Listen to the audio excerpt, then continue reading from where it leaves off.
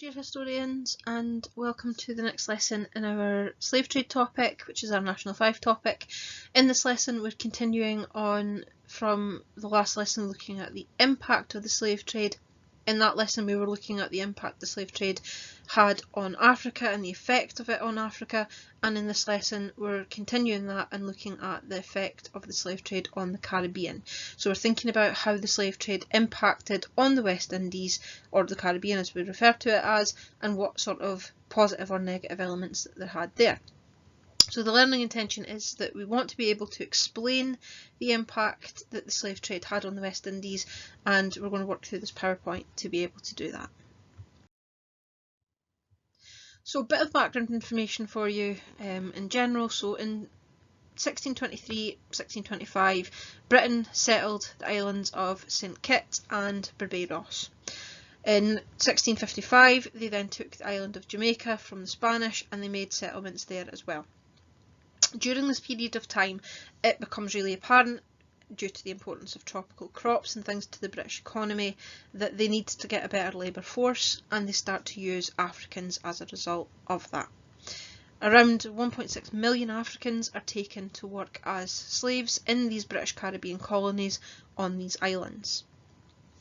Obviously we know that Britain controlled an awful lot of islands in the Caribbean, which included Jamaica, Barbados, but also things like the Bahamas, Trinidad and Tobago as well, and those were areas where there were these plantations and these British settlements. And you can see them highlighted on this map as well. Obviously when we're thinking about the slave trade, it has a major effect on the Caribbean in general, and that's something that we have to kind of think of looking forward when we're thinking about the impact the slave trade had. If we think about it this way, what problems do you think that slavery might have caused for the Caribbean islands? All of these extra people being brought in, both the British settlers and then the African people, what sort of problems might have happened? Think about this from a development point of view. Are the islands likely to develop the way they should have without interference? How are the land areas going to look when plantations and things are built on them? What about the native people? So those sort of things to have in mind while we're going through this presentation. So the question is, how did Britain actually get there to these West Indies areas? So the original idea behind the settlement of the islands was to basically give land to small European farmers who would grow a variety of crops for export into Europe. At first the farmers grew tobacco and cotton, which could be grown by the farmer with the help of maybe just one or two farm workers who could then work on the plantation and be paid for this. Sometimes the workers were brought from Europe as indentured servants, so they signed a contract and they came and they worked for a few years and got money sort of saved for that, and then when their contract was over they were able to then buy land and set up their own land and farms wherever they were. Or it could have been that they were convicted criminals and they'd been sent there as punishment to work for their sentence, and then they were free after that. Sugar then soon starts to replace the tobacco and the cotton as the main crop, because it's the cash crop, it's the one that people back home in Britain really want, and it's the one that will make the most money. Remember, sugar was referred to as white gold at this point in time. It's really possible to make a good amount of profit from sugar, but there are some problems with it as a tropical crop. The problem is that it needs an awful lot of land to actually grow on, so that pushes out smaller farmers, and it needs an awful lot of workers to actually grow. You need people to plant it, to weed it, to look after it, to then cut it down, to process it. It takes a lot of people. It's very labour intensive as a crop. Now there isn't an awful lot of workers there. The Europeans have some, but not an awful lot.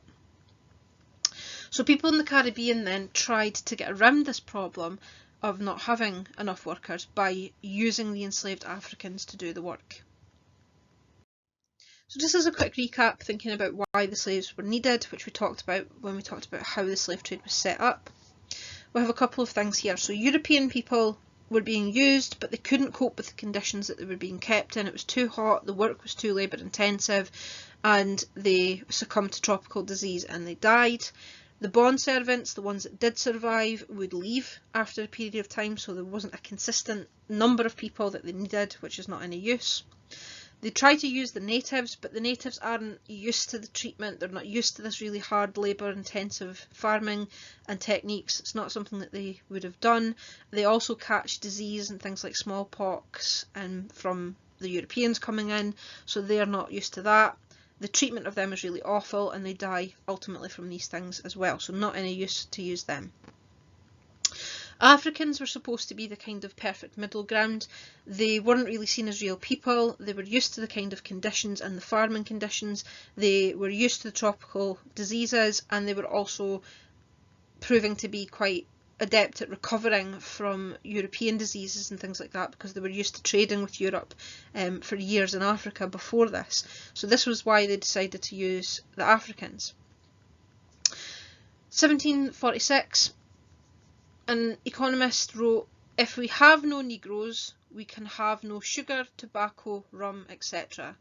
Consequently, the public revenue arising from the importation of plantation produce will be wiped out, and hundreds of thousands of Britons making goods for the triangular trade will lose their jobs and go a-begging." So his argument was, we need these products because this is how we have established the British economy, and we will come back to look at the impact of the slave trade on that in Britain. But we've established the British economy using these things, and we need these slaves to grow them. Many people actually agreed with him, and they believed that the slaves basically were a system that was vital now to the British wealth, industry and jobs.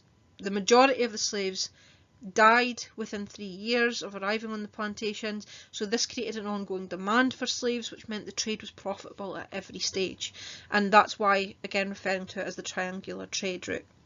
So these are the reasons why the slaves were needed and why they continued using them. So just as again quick recap on why we're actually talking about the West Indies, we're talking about why they actually used sugar here.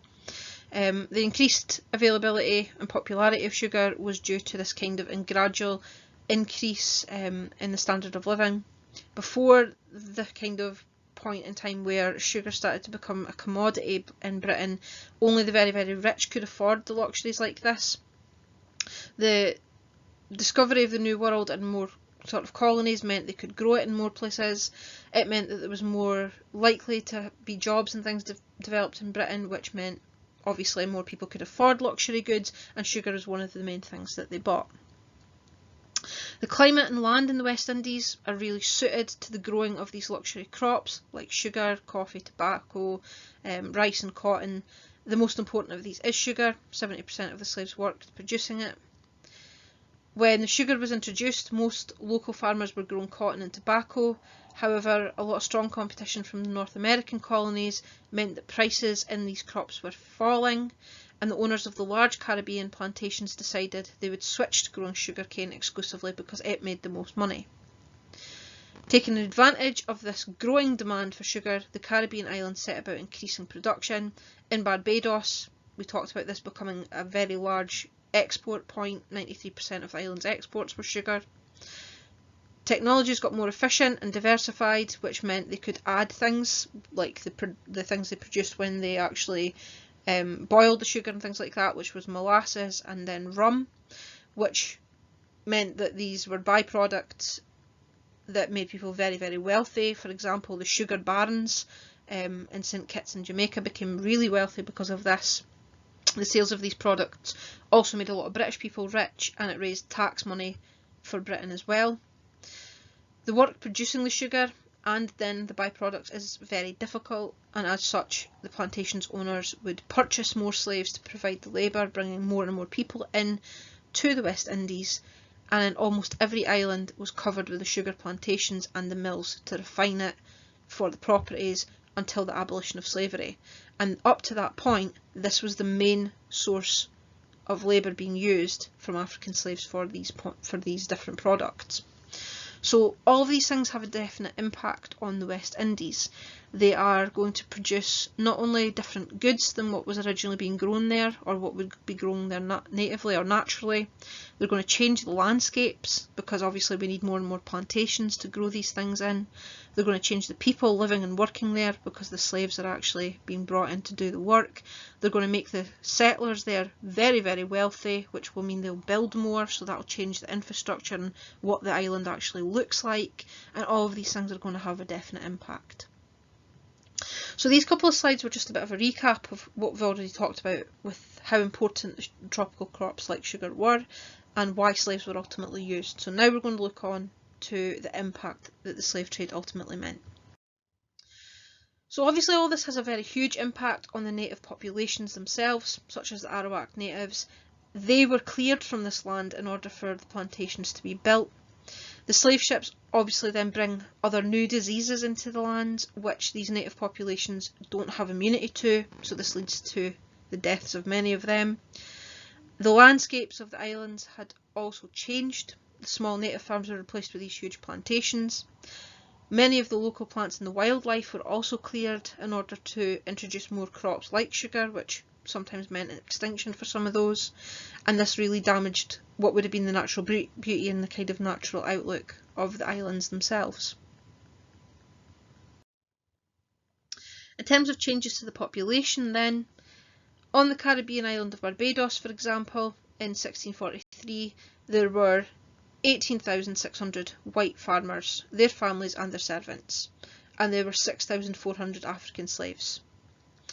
By 1724, these numbers have changed quite dramatically, and there are now 18,300 white people, but roughly about 55,206 African slaves, which meant ultimately, eventually what happened was that the Africans outnumbered the white population by about 20 to 1.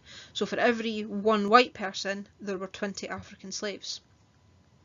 70% of the population then of Haiti became these African slaves, while in the rural areas of places like Jamaica, the slave population was actually as high as about 15 slaves for every white person that was there. The mortality rate of the slaves on Jamaica was so high, and the rate of reproduction was so low, that slaves actually had to be continually bought into the island to ensure this labour supply. So it was more and more people being brought in, which meant there was never really a consistent population growth within these areas. Nearly a third of all the slaves brought across in British ships were destined for the island of Jamaica, and that was one of the major growing islands. Ultimately, what impact do these changes in populations actually have? The owners are really afraid of violent rebellion because they're so outnumbered, so they put systems in place to control this, and these were really very harsh, and they made the islands much more volatile. When the slaves did rebel, and they did do that quite a few times, the uprisings would then cause damage and destruction to the property and to the plantations, which was obviously bad for the owners and for the island economy itself. Because they'd introduced slavery, there was also this idea of racism being introduced and racist attitudes to the white owners on the island towards any coloured people. This again, back to the fear of rebellion, led to the introduction of another legal system which supported slavery and would punish slaves much more harshly than they would punish white people. Things were introduced called the slave codes or the slave laws, which permitted people to brutally punish and even execute slaves if they committed offences that were considered to be dangerous. So for example, it could be things like they were playing a drum, they were gathering together after dark, they were seen carrying a weapon, they were out with the plantation that they were supposed to be on without papers, anything like that they could quite easily be brutally punished for, and this was completely legal, and there was no legal right of the slaves at all to defend themselves or to defend their actions. This then actually leads to quite deep racial divisions in the Caribbean, divisions between the white and the black communities, and there becomes a kind of taboo of inter-race marriages which will continue for very many generations after this, and this is kind of the foundation part of later racism and civil rights issues in that area of the world and in America that we obviously have looked at in other topics. In terms of the impact on the economy, The concentration of sugar production did lasting damage to the Jamaican economy, for example, because it became reliant on sugar right up into the end of the 19th century. That was their main product. Any fall in the international price of sugar was disastrous for the island. It resulted in economic downturns. The impact of British rule as well during slavery had left islands like Jamaica with this kind of sense of injustice, which is still a feature of Jamaican culture today. They were really feeling quite aggrieved by the situation that they were left in.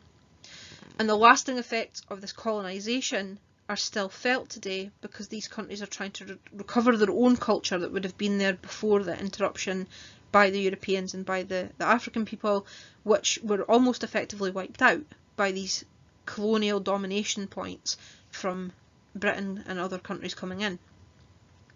There's a very strong desire for justice and redemption for what they perceive as the harm that was done during the time of the slave trade, and this has been debated quite a lot amongst politicians and amongst historians about whether or not Britain and other countries who did colonise should apologise for this and pay redemption payments, so actually make some sort of money offer to the ancestors of the people on these islands.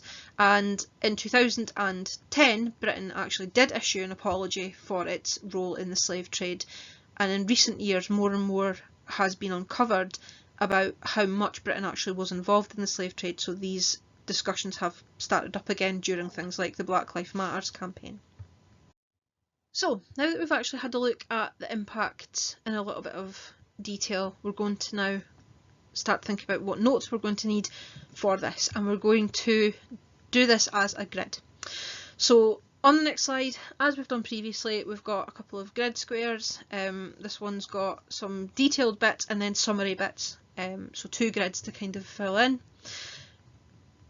Generally speaking, you can do this any way you wish. You can do it as a mind map, you can do it as a heading with information, or you can do it as the grid, which is maybe sometimes easier, so you can copy that out. I would maybe turn your jotter sideways and take a full page to kind of do it and fill it in as we go. Once we've done that, what you can then do is go back and maybe draw a circle or draw around each of the kind of bits of information that we're filling in a colour that marks the impact as either negative, so you might want to use a red for negative, and positive. If you don't have those colours, you could use a green for that one. If you don't have those colours, you could use any colours that you've got, or you might want to just put a little N or a little P somewhere with a circle around it in each of your boxes so you can clearly see what the negative impacts and what positive impacts there were, if any. So take a couple of seconds using the next slide to fill out your grid and decide how it's going to look, and then start filling it in. So key bits of information that we actually need from each of these in a little bit of detail. Very negative, as you can see, I've put a little green dot or a red X so you can see which ones are positive and negative, and we're kind of just going to summarise these in a wee bit more detail. So the native populations, and we've got two examples, the Craib and the Arawaks, were cleared from the islands by European colonists to grow products for sale in Europe. Many were simply wiped out due to diseases such as flu and smallpox taken over by the Europeans, so that one, we need all of that. Next box, we've got the racial makeup changed, and we could say, e.g., the majority of the population were now African slaves. We can say infrastructure, now this is a positive one, infrastructure improved in the Caribbean due to the slave trade.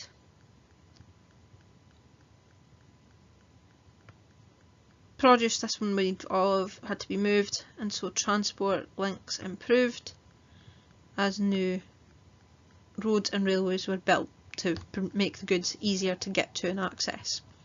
Plantations owners also built reservoirs, dams, aqueducts and canals and things like that as well, so that would be another positive that we need to put in. Slave uprisings or revolts caused damage and destruction to the island. So for example, they burnt crops. The natural beauty of island landscapes was damaged by the plantations. And you can even say, e.g., huge areas of land were cleared.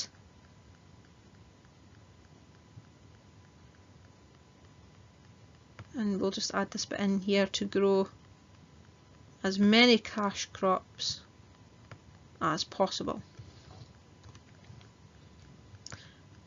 As sugar was grown as a cash crop,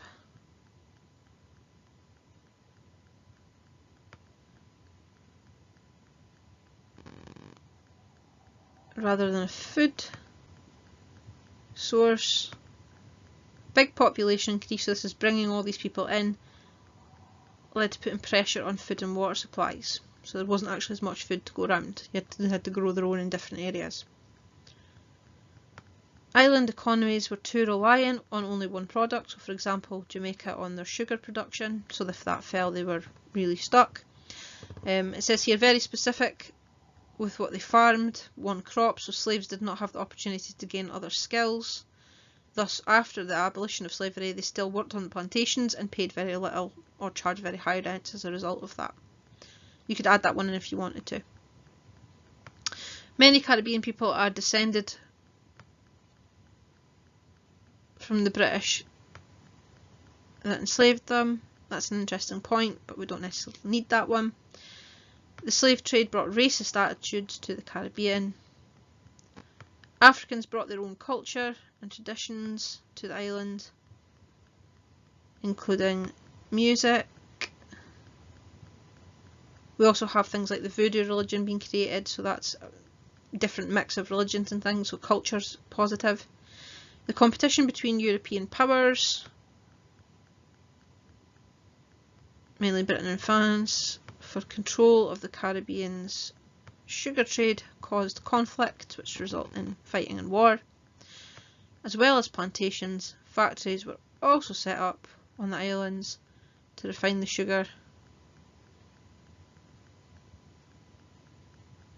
and it produced 90% of that, which equals a lot of money. So you might want to pause the video there. There's a lot of information here to keep in, and then continue to the next part in order to fill in the last bit of your table.